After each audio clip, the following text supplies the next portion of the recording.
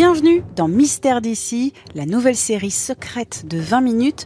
Guide, historien, conteur vous narre des récits énigmatiques, voire fantastiques, de nos régions.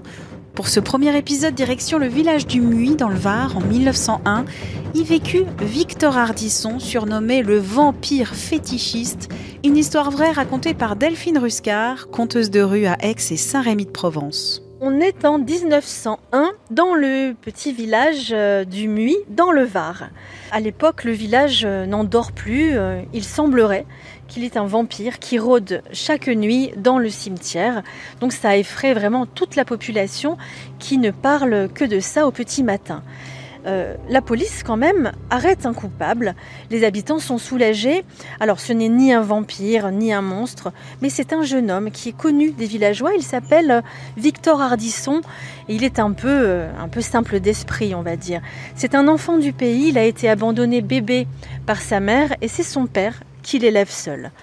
Et quelques mois avant cette arrestation par la police, c'est la fête au village et les jeunes filles s'amusent sur les chevaux de bois. Victor Ardisson, il est assis dans son coin et il observe les mollets des demoiselles qui ont la jupe un peu relevée. Et là, pour lui, c'est la révélation de sa vie. C'est une passion qui va naître pour les jambes des femmes. C'est assez étrange, mais ça s'est réellement passé comme ça. Depuis ce jour, il entretient donc une fascination pour les mollets. Il va chercher donc tous les lieux où il pourrait entrevoir les jambes des jeunes filles, les lieux de fête, les ponts aussi, puisque les jeunes filles s'assoient sur les ponts et relèvent un peu leurs jupes. Il va mettre en place un classement secret, un concours de beauté des plus beaux mollets, des plus jolies jambes. Et peu de temps après, justement, la jeune fille qui avait remporté le concours de Victor meurt subitement. Victor, la journée, il est aide-fossoyeur.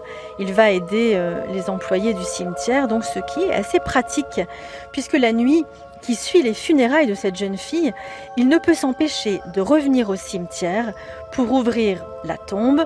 Il va admirer les jambes de la morte, il va les caresser du bout des doigts, comme si c'était un trésor en réalité. Et pour la première fois de sa vie, il se sent comblé et heureux. Il va observer ce rituel toutes les nuits pendant plusieurs mois. Il aime vraiment découvrir les jambes des mortes, d'âge, d'apparence, de corpulence différents. Peu lui importe.